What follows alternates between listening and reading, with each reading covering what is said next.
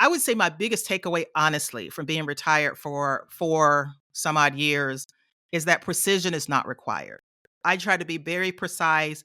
I did base my numbers off of the 4% rule of thumb, but I knew, especially being so young, that I had passion projects that I wanted to do. And certainly some of my talents and skills, people would pay for them. So I made my assumptions and my projections based on no earned income, no extra income, just living off of my portfolio. The main thing is that precision is not required. So every year there was something weird that happened where even my best laid plans were had to be changed. I had to shift. Oh, heck no. If anything, honestly, I wish I would have done it sooner. When I was mentioning to you that 2 years before I had my number, but I was fearful of, being on my own. I was fearful and not having enough and being thrust back into poverty. I had all these fears and I kept putting up roadblocks like health insurance. That comes up a lot. Well, I did my research. I was curious about it. I needed to make sure I was square with that. Fine. Found a solution for that. Getting money out of my retirement accounts early. Found a solution for that. So I was like throwing all these roadblocks to the side, and all of a sudden I had no more excuses. Welcome, millionaires and future millionaires. You're listening to the Millionaires Unveiled podcast, a show where you'll hear the stories and interviews of everyday millionaires. We'll unveil their decisions, their strategies, and their portfolio allocation. Now to your host, Jace Mattinson. Welcome back to another episode of the Millionaires Unveiled podcast. This is episode number 364. Stace, how's it going? Hey, doing great over here. Summer is warming up. I feel like we're finally into a good swing of things. Yeah, it is. It's definitely getting hot, that's for sure. And man, we had quite a few reviews come in this past week. I was going to read a couple. This one's on Spotify. Dr. Spicer. This is in regards to last week's episode. He said, "What a great episode. This is in the top 3 for sure." And yeah, the reviews on last week's episode have been phenomenal. So thanks for that, Dr. Spicer. We had a couple other ones come in. In fact, I actually wanted to make a note on one. I know a few of you have written in and had a little issue, I think on 362 with some of the audio kind of duplicated. I'll take that one. That's my fault. It should be fixed for everybody at this point, but I know there were several of you that had listened to it. I tried out a new AI tool and clearly it didn't work properly. So apologize for that one. And you had a couple of reviews that came in about that too. Had another one from Curiosity 17. It says, "Great podcast. Have listened for several years and always learned something." Also had one come in from Johnny Boy 35363. "Love this podcast.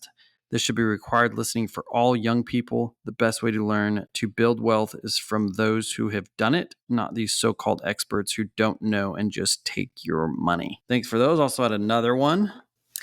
Yes, and I thought I'd read this one.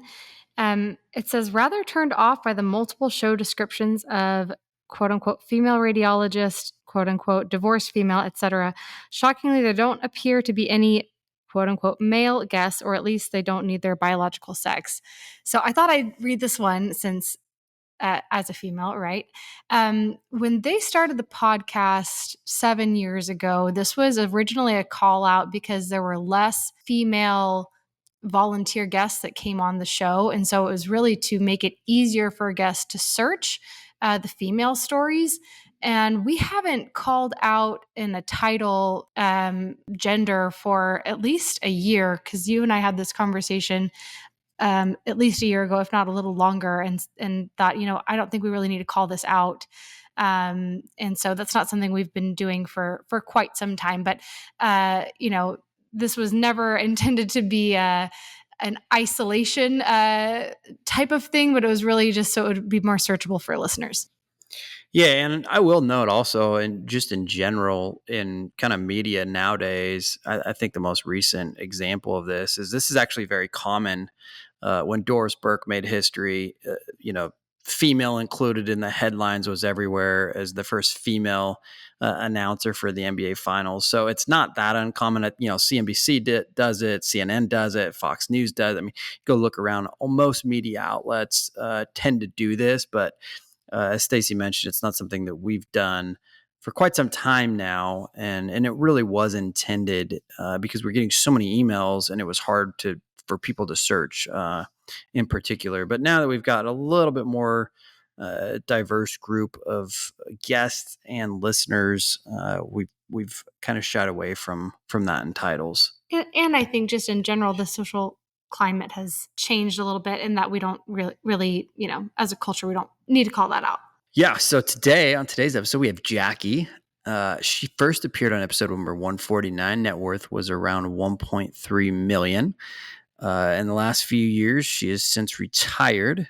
The net worth of 1.8 million today. So yeah, going to be a great episode with her, kind of following up on what she's up to. Talk about a lot of the topics that I feel like we see, especially that retire crowd, whether that's 45 plus or 50 plus or 60 plus. Some of the things that they struggle with from a decision standpoint, and just mentally drawing on a portfolio. What is it going to look? What am I going to do with health insurance? All these different things that are pretty commonplace for those that are approaching retirement age, whatever that age may be for you. So I'm super excited. She comes with a lot of energy, and it's a very good follow-up episode. So hope you enjoy. And without any further delay, let's get into the episode with Jackie. Welcome to the Millionaires Unveiled podcast. In the show, we have a returning guest. In fact, she was featured on episode number 149 back in 2020 in the middle of the pandemic. Jackie, welcome back to the show. Hey, Jace, I'm happy to be with you, and I love the new addition. Hey, Stacey. Hello. So, Jackie, for our listeners, I mean, the show's grown. We're talking a little bit about this before the show, but I bet we probably have 90+% that have not heard your original episode. So, plug for that. Go check that out at 149. But while you're here today listening, can you just give a high-level overview of, who's Jackie? And then we'll dive into kind of what's been going on in the last 4 years in your life. Yeah, a lot has been going on, but the way that it started, I grew up in the South, grew up in poverty, raised by a single dad with 6 kids. And it turns out that financial literacy was kind of the key to a lot for me.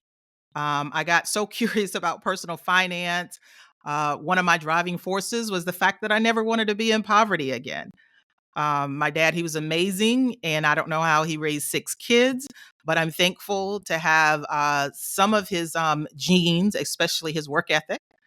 So he passed away about 2 months before I graduated from high school. So it was interesting that so many of the lessons that I learned from him, those all happened in my formative years before I was 18. So I did go on to college. That was the main thing that I thought would get me into the middle class and, keep me out of poverty.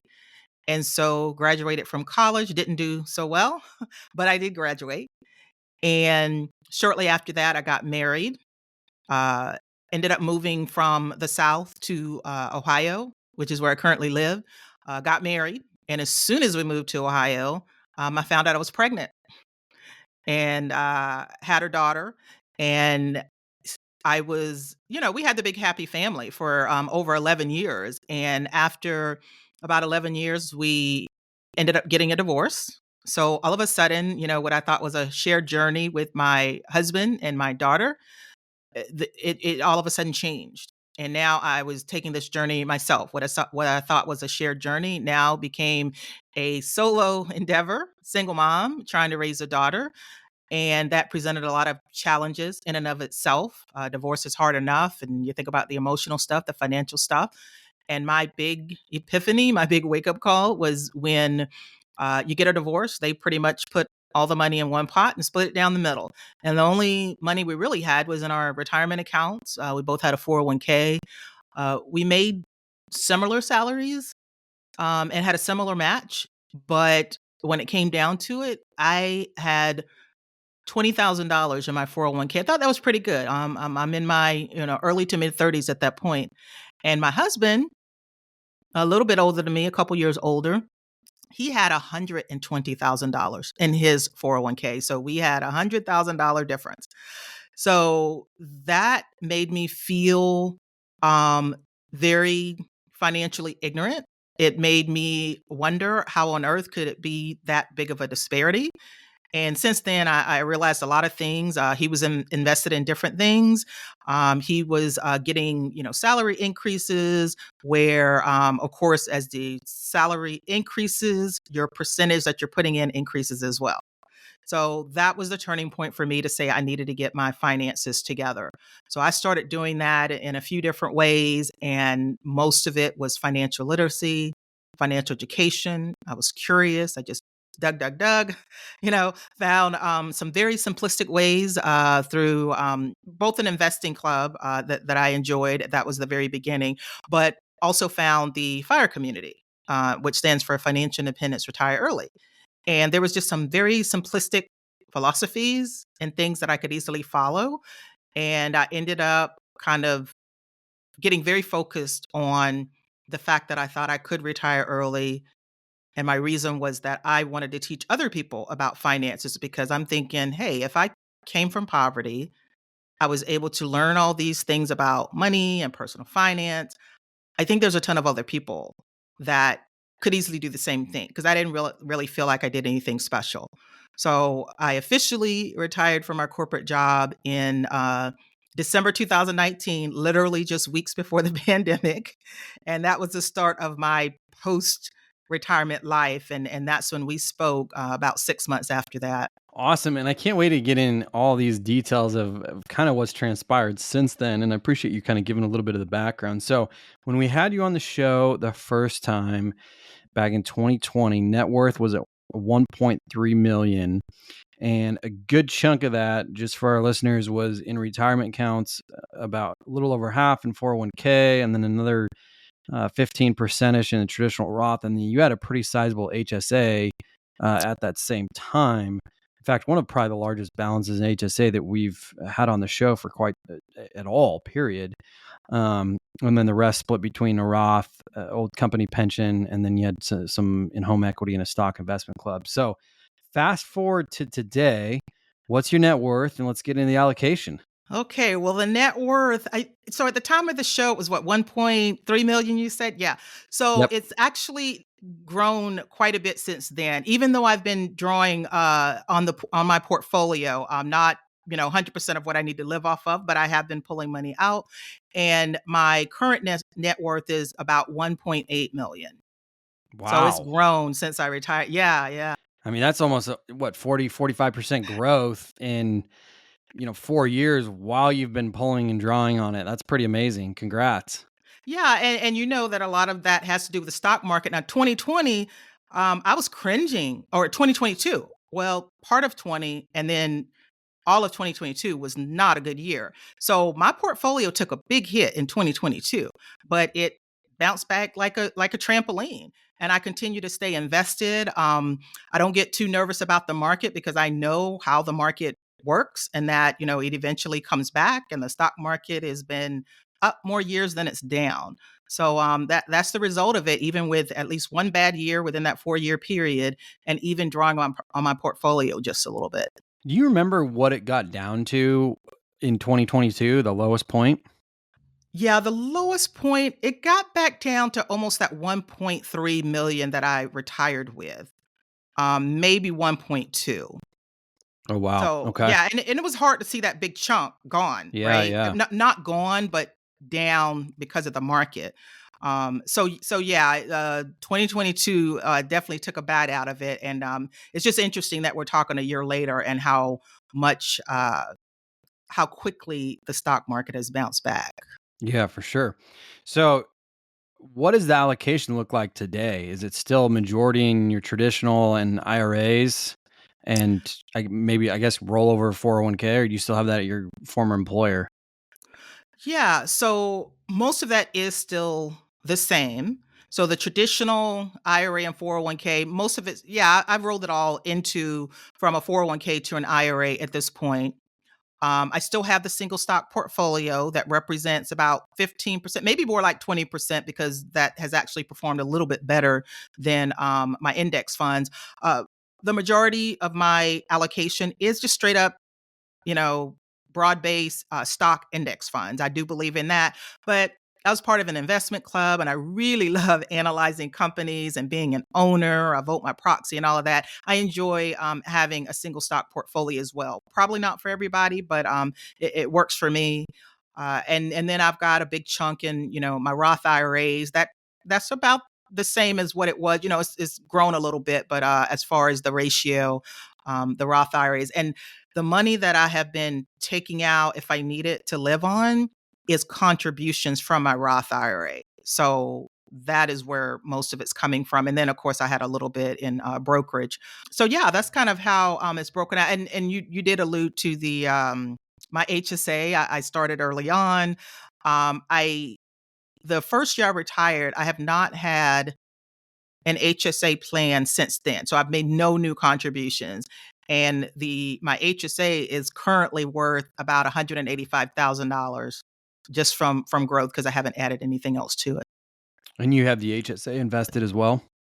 Oh yeah, straight up index fund inside the HSA. I don't do much with that. It's just in the index fund and it's growing. I don't change the allocation. I don't reallocate. It is all stocks. And I think I actually made with my first withdrawal from there of about like $3,000. I cashed in some receipts or whatever, and luckily I didn't have a whole lot of medical expenses that I needed to even cash in. But so that's grew to the 185 even after I made that $3,000 withdrawal. Hey, Millionaires Unveiled listeners, don't worry, this is not an ad, but just wanted to send a little plug out there. If you'd like to be on the show, send us an email, millionairesunveiled@gmail.com. Always looking for new great guests. Have some openings coming up in the fall. Also, if you haven't left us a rating or review, please do so. Helps us continue to grow the show and find those new millionaire interviewees that you love to listen to so much. Thanks for all those that have done it so far. Now let's get back to the episode. So, can you walk us through a little bit of, post-retirement, how much you're essentially drawing? Are you moving money from, your traditional to your Roth and doing a ladder at all? Or walk us through the strategies that you've been employing as you've retired early, essentially in your 40s, retired, and now, a few years later, what's that look like? Yeah, so I reached the financial independence mark, which I just measure that as 25 times my expenses. My expenses were about 40 to 45,000, maybe 50. I reached that in 2017 when I was like 46. And I just wanted more of a cushion. So I ended up working a couple more years and officially retired, like I said, in December. And I was 49 at the time. And that was 2018. So since retiring, I tell you what, even the best laid out plans, there's going to be changes. There are going to be things that happen. And one of those things was the pandemic. So the I would say my biggest takeaway, honestly, from being retired for some odd years is that precision is not required. I try to be very precise. I did base my numbers off of the 4% rule of thumb, but I knew, especially being so young, that I had passion projects that I wanted to do. And certainly some of my talents and skills, people would pay for them. So I made my assumptions and my projections based on no earned income, no extra income, just living off of my portfolio. Now, the first year, I truly lived off of my portfolio. Most of that came from my investment club portfolio because I was in school. And so, if anything, I was paying out money. So, that was the first 2 years in that master's program at Kansas State in financial planning and financial therapy. That was amazing. And I would have never been able to be engaged the way that I was had I been working. I would have been rushing home every evening and just not engaged. So that first year, I did take out most of what I lived on, which was about 40,000, and that was 2020. So I qualified for all the stimulus checks because remember my income was between 80 or roughly $80,000. If I averaged it out, I was a portion of my salary was commission, so it would go up and down, but the average was 80,000. And so I qualified for the stimulus checks mainly because I was maxing out my 401k. So my adjusted gross income was much lower than what my gross salary was. So the checks were helpful. I got an ACA plan for the first time, Affordable Care Act. I had heard a lot of people saying things about it. I finally did my own research, and that worked out pretty good. So healthcare, not an issue. Actually, ended up paying a little bit less than what I was paying when I was working. So that was interesting because I had actually put in a buffer for a much higher line item for healthcare. So that was year one. So year two would have been 2021, and then 2022, 2023. Those years were a little bit of income. When I say a little bit, I'll say 10, maybe 15,000 that I earned from doing other projects. Again, I'm still in school. I'm still working on that. So the one exception was in 2022. And a lot of the stuff is luck and timing, right? 2022, I get a knock on the door or in my inbox from the Rachel Ray Show, and they want me to appear on the Rachel Ray Show. So I'm like, oh, that's great. They've always wanted to do something around investing, and they like the way that I explain things. So I have a book that was 10 years old called Money Letters to My Daughter, right? And it's been out for a long time. And it was a self-published book that, it was a labor of love. I wrote it to my daughter. So I go on the show and I'm not even thinking about the book, but they wanted to talk about the book a little bit too. Talk about the book. And obviously, she has a huge, huge audience. So I sold so many of those books. So 2022 was a much bigger year than I ever expected. I don't think I had to pull from my portfolio at all. Most of it came from, those book sales. So you never know. I had that again. It's been around for almost 10 years, and in year 9 is when hits big, and I get all of this all these royalties that I had never expected. Probably more royalties in that year than I did the first like 8 or 9 years that I had the book out. So that was interesting. So again, that windfall, I wasn't expecting that, so I didn't have to pull out of my portfolio in 2022, which actually worked out pretty good, right? Because the market was so terrible. Although I don't have 100% of my money in the market, I always keep at least a year or two worth of living expenses. So that's kind of how it's been, and I guess the main thing is that precision is not required. So every year there was something weird that happened where even my best laid plans were had to be changed. I had to shift. I have to say, when I heard that you retired, I was expecting relaxation and not retiring and moving straight into a master's program. And so what is the vision? It sounds like you have some plans for yourself.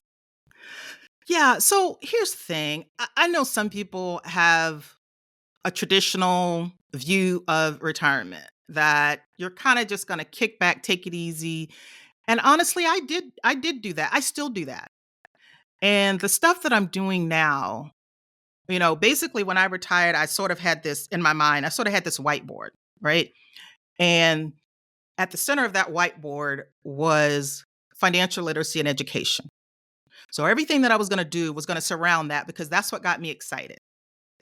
I love to see people, where the light bulb turns on in their head because I did a good job of explaining a concept that they had been confused about their whole life.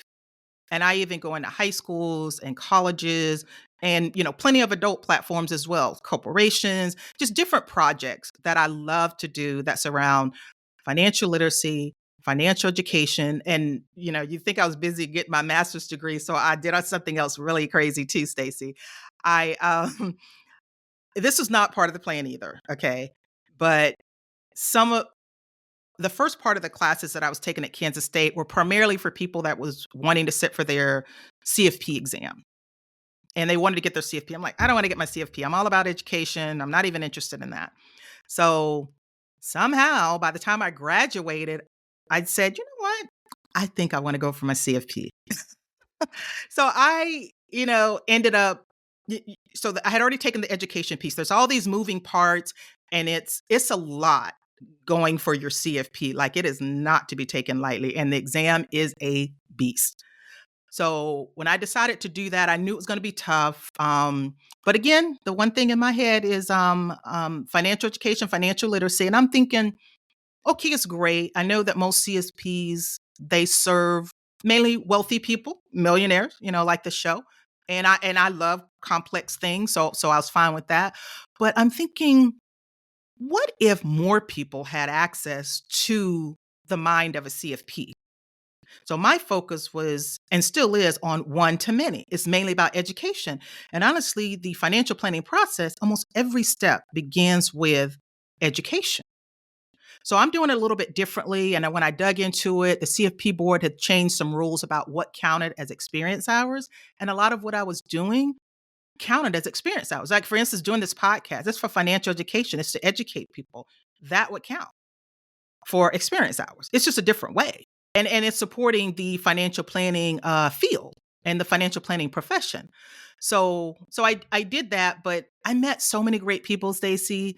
My I had a study group that it was like 6 or 7 of us. I mean, we religiously met every single week, sometimes twice a week, preparing for the exam. And then I had a study partner. It was just one-on-one. Her name was Emmy. And we met every Sunday for like a couple hours. There were so many things that just didn't click. And we would go through these exercises and teach backs. And finally, she'll hit on something that would click for me, and then vice versa. And I just remember when we took the exam, I passed on the first time, and thank the Lord I was praying that day. But I didn't know if I was going to pass or not. So I almost fainted when I saw the little pass on the screen. But I just remember that my study partner, Emmy, she didn't pass that cycle. And I felt like I didn't pass because we had grown so close. And so she ended up taking 2 cycles off, and I was cheering her on the whole way. And then finally, she was ready to take the exam again, and she passed. And I tell you, I screamed louder than I know she did. So it's just things like that. These wonderful people that I've met, as far as like it being work, it doesn't feel like work. These are exciting things where I'm meeting wonderful people that I would have never met had I continued working for corporate America. Some projects, the way that I'm giving back to society, I would have never been in a position to do that working my corporate job. There's nothing wrong with it. I wasn't running away, but I just always felt like I had a bigger purpose, and I would have never had the opportunity to do that if I because I was doing double duty for a long time. I was working my regular day job, and I was doing this financial educational literacy stuff, and finally something had to give. And I knew which one it was. I just had to strategically make my exit and set things up where, again, I'm thinking about growing up in poverty. I just wanted to be okay, even if everything went wrong. So that's how I set myself up. Wow, what a journey after quote unquote retiring. You mentioned your book and wanting to teach your daughter. So what have you done to prepare your daughter and financially and help her grow to become financially literate? Yeah, the first part was the book. And I don't know if any of your kids are teenagers yet, but I started writing the book when she was 14, and I wanted to give it to her as her high school graduation gift at 18. But she wasn't listening to anything I was saying. So the way that I was able to pass all the things that I had learned on to her, part of my program when I was in undergrad was journalism. So I enjoyed writing. That was one of my outlets. So I figured, okay, this is a way to kind of memorialize all the stuff that I've learned and pass it on to her. And I don't know if she ever like officially read the book since it was published, but I had her reading every letter that I wrote. And basically, it was set up in just these little letters where you can just go to each letter standalone and get, some quick hits of, this financial literacy stuff about credit, saving and investing and things like that. So she read every letter as I was writing the book. So she read the book, even though she might not think she read the book. I would say, "Hey, does this make sense?"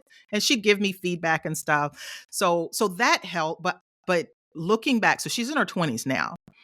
Looking back though, I think she was looking at my actions more than my words. So some of the things that we talk about now that she picked up, they weren't things that I had sat down with her and talked about it. It was things that she remember from me doing. So as a kid, as a young person, the physical things that you do, that's how they learn the best. Now she's doing great now. She's making her mistakes. She's having her successes just like I did. But probably the main thing is that money is not taboo to talk about. We talked about it in our household. I made sure of that. She started investing early on. She taught her boyfriend how to invest, and she had to explain it to him. It doesn't go up all the time. It's just Tesla. It's just doing good right now. It doesn't always go up. It goes down too. You have to be ready for it. So I was like, I'm such a proud mom. So Wow, that's incredible. And hey, even if she'd never read the book cover to cover, a lot of other people have. yeah, Thanks and to I'm the so Rachel ratio.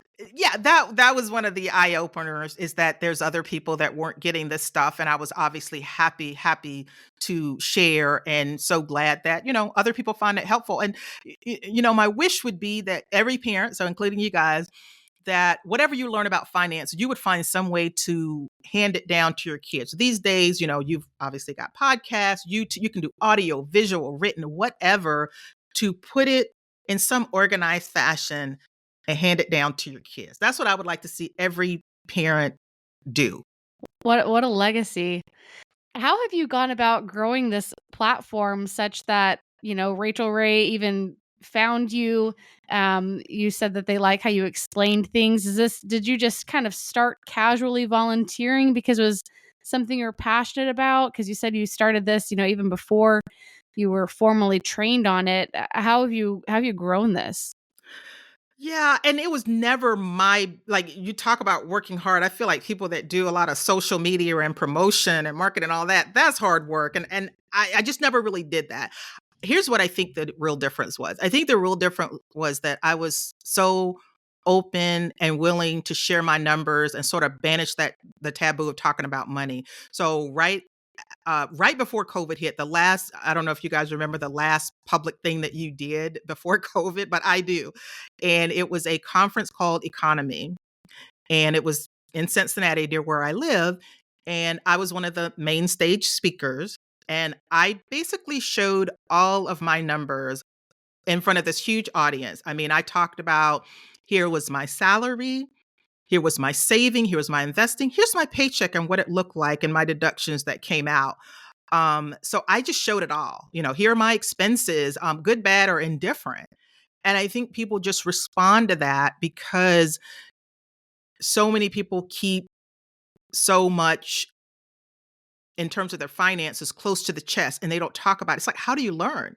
And as I was learning, as I was trying to get my facts and figures together to make my exit and retire early, I appreciated the content creators that showed their numbers and talked about the numbers. Now, my situation was not exactly like them, but it gave me some anchor point, some reference point that I could use to come up with my own number. So I said, if I ever, get to the point where I can share, how things were for me, I want to be very transparent and very open about my numbers. So there doesn't have to be any guessing. Your situation is not going to be like mine. Some people will say $80,000, if you're in San Francisco, $80,000, that's nothing. But if you're somebody that lives in Ohio or South Carolina or whatever, 80,000 is pretty darn good. So I have my own measuring stick. So I'm not trying to live up to someone else's idea of what retirement looks like or what success looks like. I had to come up with my own measuring stick and what makes me happy. Like you were mentioning, getting a master's degree, nobody thinks that's all that exciting. For me, I don't know if Jason remembers it, but I had a really good reason that was so important to me. In undergrad, I almost flunked out of college because I was working full time. I was working 40 to 50 hours a week, two jobs. And in order to graduate, you had to have a 2.5 GPA. Well, I had a 2.6. So I barely graduated. And it just bothered me. It kept bothering me that I knew I was academically capable of doing better because I was in all advanced classes in high school. I did really good in high school. But, if you're working 50 hours a week, it's really hard to also spend the time you need to spend studying. So finally I had the opportunity for a do-over. So going back to get my master's, I got put on probation. I probably was too embarrassed to share this on the last podcast, but I got put on probation because you're supposed to have a 3.0 to get accepted to the program. So they accepted me. I was on probation. I had to get a 4.0 in the first 3 classes. And of course, I worked hard to get the 4.0 and ended up getting a 4.0 in every class. So I graduated with a perfect 4.0, from my master's program at Kansas State. That meant a lot to me. For most people, they're like, I even had friends to say, they don't really care if you get a 3.0 or 4.0. I'm like, I know, but I care. So It was part of your redemption story, it sounds like. yeah, for sure. A redemption story. Well, I love what you're sharing about being transparent with your finances, because particularly teaching your children or helping to educate and buoy up others, you can't learn if you can't talk about it. You don't, Right. people love this idea of wealth building, but they're like, how do I even start? What do I even do? And then I feel them asking the questions, and, you know, um, you being so approachable in sharing the numbers and open minded, and meeting people really where they are is so valuable. So do you have any regrets about retiring when you did? Are you happy with it? Are you, when you look back, are you like, that was the right timing? Or do you ever have moments you're like, oh, maybe I should have waited a little longer? Oh, heck no. If anything, honestly, I wish I would have done it sooner. When I was mentioning to you that 2 years before I had my number, but I was fearful of, being on my own. I was fearful and not having enough and being thrust back into poverty. I had all these fears. And I kept putting up roadblocks like health insurance, that comes up a lot. Well, I did my research. I was curious about it. I needed to make sure I was square with that. Fine. Found a solution for that. Getting money out of my retirement accounts early. Found a solution for that. So I was like throwing all these roadblocks to the side, and all of a sudden I had no more excuses. And I really wasn't going for entrepreneurship, and that was something that I had not really been exposed to. I didn't have any family members that were business owners. I didn't know a lot of people, but that was a scary prospect as well. So that's why I think I worked longer than I really needed to, because I felt like I needed a bigger cushion. 4 years in, I definitely wish I would have done it sooner and I would have been okay. Wow. Well, what a great thing to be able to reflect back on. And I have to say, I love behind you. I didn't notice it till about 5 minutes ago, but you have framed money Yeah, right behind you. and that is an uncut sheet of $2 bills that I ordered from the uh Bureau of Graving and Printing. And so these are real $2 bills, except it's 4 across and I think 6 down. Yeah, so it's an uncut sheet. I ordered it they don't even have it available anymore, but I got this uncut sheet, framed it, finally got it put up in my office. So the significance to that is, when I first started teaching financial literacy, I would give away $2 bills to any kids in high school that had a good question, or they had a good answer for one of my questions. And I had collected these $2 bills ever since I was in high school. Even though I was pretty much in poverty when I was in high school, my first job, I got a $2 bill when I cashed my check. Back then you had to go to the bank and all that. So I got a $2 bill.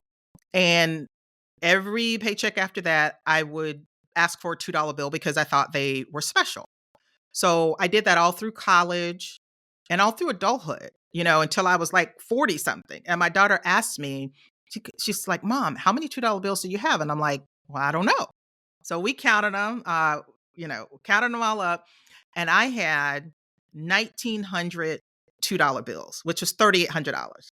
So that is when it clicked that that was my first lesson in saving. Even when I was you know, growing up in poverty in high school, poor college kid, struggling as an adult, I still saved those $2 bills. I saved something. So I was creating the habit. And that was just my little reminder that no matter how small it is, you can save something. And the point is to build that muscle, to get used to and build the habit of saving something. So as you make more, you will save more and you will already have that habit in place, locked down, ready to go.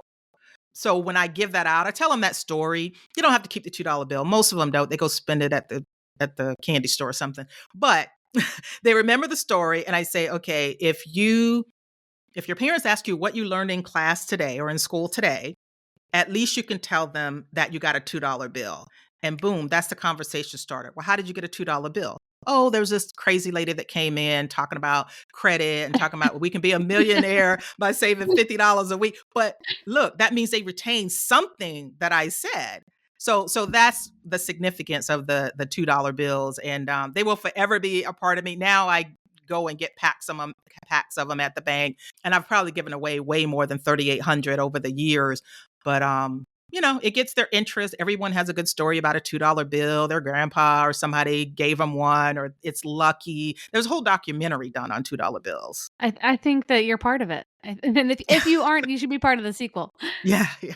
Yeah, the fun fact I got out of that is, where $2 bills are really used. The strip club is one of the places where a lot of $2 bills are used. Funny, right? I'm not going to ask if you got any of them from there. Look, secondhand, I have no idea where they come from, to be honest. When they come from, they say money is the dirtiest thing. So who knows? I don't know where they've been. Probably worse places than a strip club. And another reminder of why I always make my kids wash their hands after they touch Yeah, money. and I give away the $2 bills. I would actually Lysol and iron some of them, so that they were fresh and crisp. Somebody gave me that tip, the Lysol and ironing them or putting starch in them makes them nice and fresh and they look brand new and crisp. So I would go through great lengths to make sure these kids, got this $2 bill. They felt special. And so that's just I got such a good response when I first did it. I continued doing it ever since then. For sure. I'm not sure if this is something that you discussed in your last interview, but having grown up in poverty, this was your journey. Have any of your siblings followed suit? Yeah, that's always a good question. No one is interested in finances the way that I am. I wish that my siblings would be more curious and ask me because I'm so open and sharing. They've all had their different paths. I don't know all their finances, but I would say the taboo of talking about money is still there. And as much knowledge as I have gained when it comes to personal finance, I only have like one, maybe two siblings that would engage in conversations about money. They realize that, hey, this is my forte. So they're all in different places. Some of them I wish they were doing better. But if they're, happy and satisfied with where they're at, then, you know, that's their decision, once we're all adults. But I do wish that I could have more conversations with more of my siblings about it, because I would want nothing more than to see them rise and do really well as with my daughter. So Awesome. So I guess at this point, I mean, you're quasi retired. Do you have any fear related to your investments anymore as you've seen the market move as much as it has? no, not really. I mean, anything could happen. Like when we had the pandemic, that gave us all the realization that anything could happen at any time. So even if I lost every penny that I if I still had my brain, I think I could find a way to be okay. And I guess I have drawn the line to what I consider enough. Like I feel like my cup runs over, but everybody sees that differently. Some people want to have $10 million. That's not what I aspire to. I aspire to impact others. One of the things I really love since I retired is mentoring. Like we mentioned, I have my CFP. There are so few African American CFPs. There's very few women CFPs. So I'm waving more of them in to help with the diversity of the industry so that they can serve, people that do want, a financial planner that might be a woman or might be a person of color. So I enjoy doing that. And I'm thinking about, I'm almost in like legacy, not just building mode, but legacy as in I don't know if anyone else ever imagined, what people would say as a eulogy at their funeral, whatever, what people would say about them. But I think about that sometimes. And the thing I would want most people to say is that she knew a lot about finances and she wanted to change the world and teach other people about it. Like, that's what I want my legacy to be. The fact that I had $10 million, that just doesn't matter a whole lot to me. I want to be okay. I want to, every now and then I want to do lavish things. Every now and then I do want to, go out of my way and just live it up. And I do that. I want the ability to do things that I want to do without depending on that paycheck or having money be the obstacle to keep me from doing what I really love. Yeah, for sure. Well, awesome. It's been a wonderful success story, and I'm glad over the last few years you've enjoyed retirement, and it sounds like, no fear going forward and rocking and rolling into the next phase. We had a guest on that we were talking to on an earlier recording, and he made this comment that you don't necessarily in his mind retire, you just move to a different stage. And I feel Yeah. like that's happened for you, and maybe that's even leveled up from one stage to the next in terms of what you're engaged in, and from a mental challenge standpoint of and legacy too, as you mentioned. So kudos to you on that, and I'm excited to see where things go from here.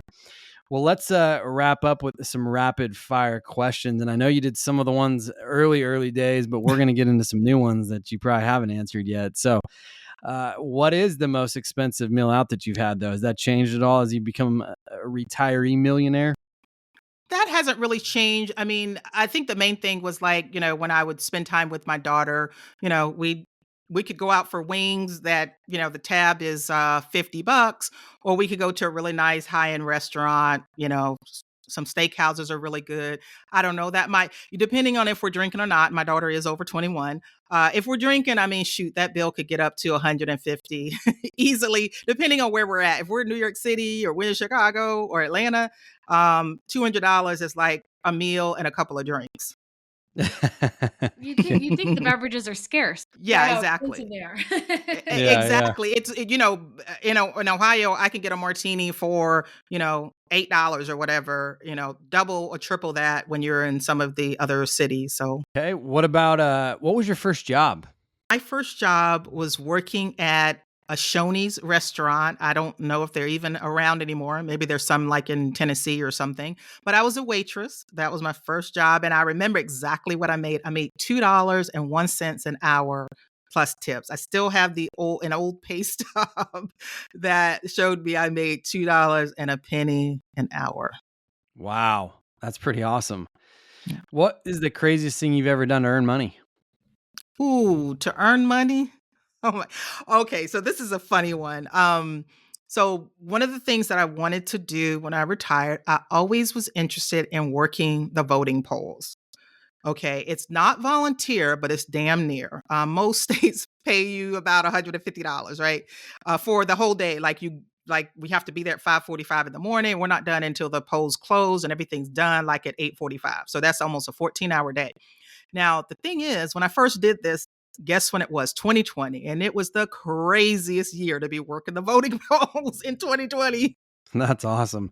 So you got paid a little bit to work during the presidential election. Is that correct? Yeah, the 2020 presidential election. It was a Gee. ridiculous year. And it was In an COVID. I mean, important state. in an important state. We were double mask, face thing. We even told everybody to keep the pen. Luckily, my county, they had just upgraded the systems and they just use iPads and a cradle. So we don't want to touch your driver's license. You put the driver's license in the cradle. We scan the back of it. We match up the signatures and we say, keep the pen. And that's it. It was such a crazy year, but I did all that for $150. And checked off that bucket list item. Not only that, but it's my civic duty. Politics is so crazy right now. Honestly, I get a lot of value from doing my civic duty by simply working the polls. All I want people to do is to come and vote, to feel comfortable voting. And it's amazing the people you see come in there because it's people that are barely mobile, sometimes can barely speak the language, elderly. And it really warms my heart when I see that these people are saying that this is so important where I have to come and vote. I don't care what your party is. I don't care who you support. None of that matters to me. What matters to me is that everyone gets a chance to vote and exercise that right. Yeah, it's quite the freedom and ability that we have that sometimes I think we take for granted until you go Yeah. travel to another country that maybe doesn't have that. And it's a little different in some respects in this day and age, but there's still places that exist where, citizens don't have the abilities and the freedoms, especially to the levels that we do in this country. So Right. appreciate the plug for that too. We are kind of heading into election season as it is anyway, so we're going Oh to be yeah. doing this again And for the fun 2024. fact is that I'm still crazy and I still work because once you work as a polling official, and I say polling official because there's a big distinction between an official that works for the county versus poll watchers that just kind of show up and watch you. But anyway, I continue to work the polls because they seem to always be short of people, between the craziness in 2020 and COVID. A lot of older people would be working the polls. A lot of them just threw up their hands and said, I'm done. So I continue to do it because, somebody's got to do it. Yeah. So I got this question typically for a newly minted millionaire, but well, I guess not always newly minted, but I'm curious to possibly hear your answer in two different phases of your life.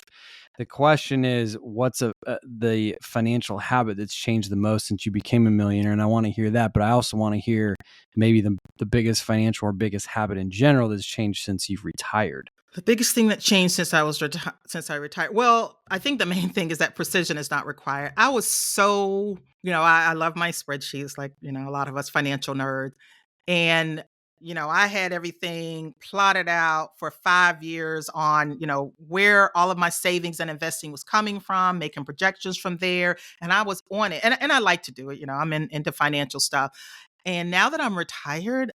I really don't watch my net worth as often as I used to.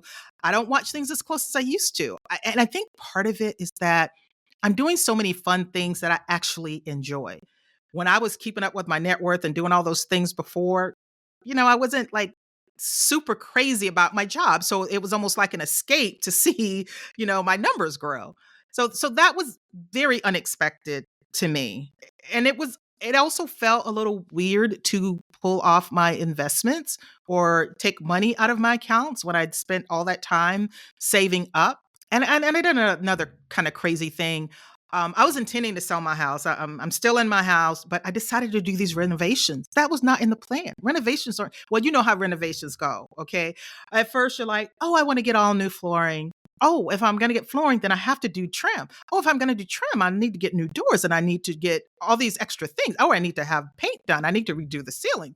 All these things that keep adding up. So that wasn't in the plan either. So it was just a lot of crazy little things that I think much differently about now and change my mind about. That's awesome. And I tell you what, if you need to do remodels, I'll sell you anything you need. No, I need to keep you in my look. You're in my virtual Rolodex, okay? Yeah, no, we see it often. The budget gets blown quick when you start getting into a home remodel or new construction or Oh any of it, yeah, right? Hey, yeah. and I'm happy to say that even though you're retired, you didn't have to pull off that sheet of $2 bills in order to finish the reno. Exactly, exactly. What's the dumbest thing that you've ever wasted money on? Ooh, what did I waste money on? Oh my goodness. The dumbest thing?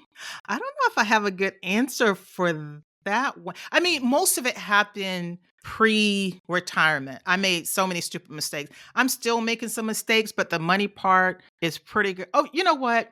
It's way overdue for me to change my cell phone service. I still have Verizon. They're the most expensive. And I know that there's some other low cost alternative. It just hadn't been a priority, but I probably pay way more for my cell phone service than I need to. I need to get that straight. Okay, on the flip side, what's something that you spent way too much money on, but you don't regret it? Oh, hands down, I did this epic trip to Thailand last year.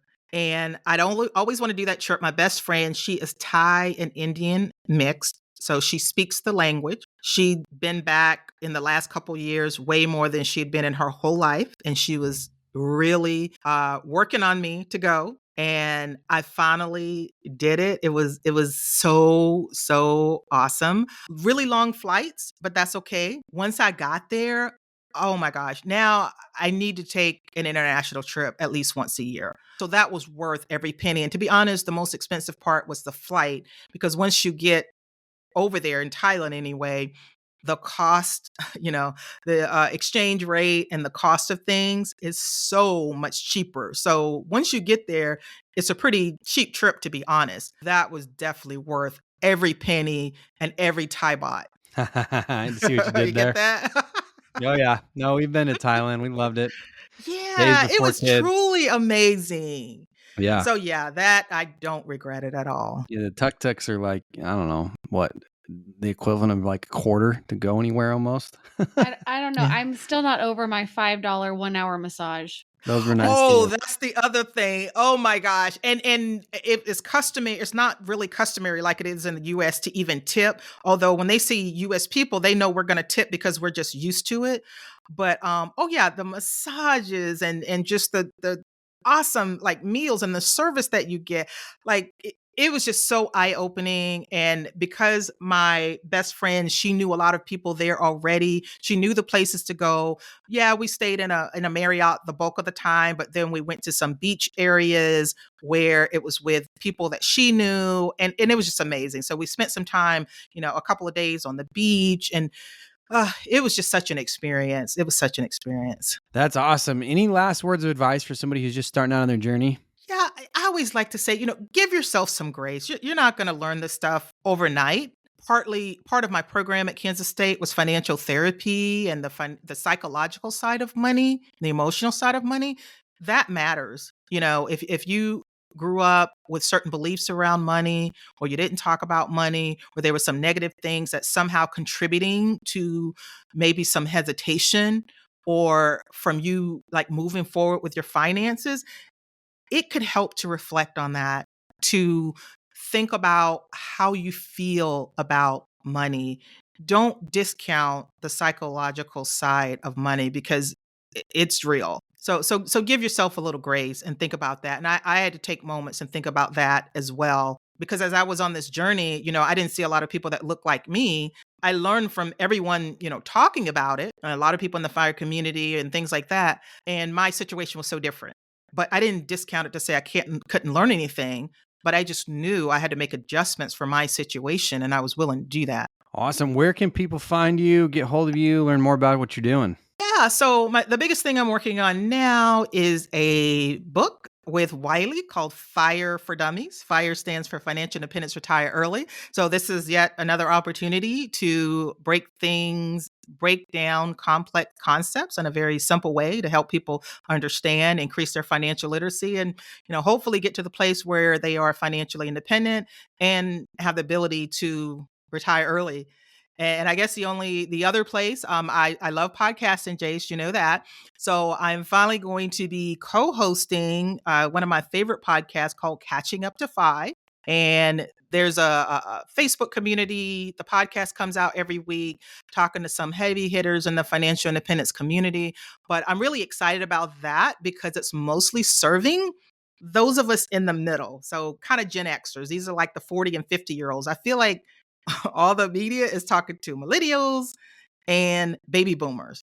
And it's like, what about us in between? So a lot of us feel largely ignored. And there are so many people that feel like they got a late start. They're behind, as I felt. I didn't do my first net worth statement until I was 38. So I love the idea of coming together as a community of people that feel like they're a little behind, and what can you do, trying to learn more about how you can catch up. And so that's going to be a lot of fun for me. But the podcast is called Catching Up to Five, and I'm looking forward to that. Awesome. That's Jackie with a net worth of $1.8 million, retired at 1.3, and has grown it substantially in the last couple of years. Thanks for coming to the show today. Thanks, Jace. This is great. Thanks, Stacy.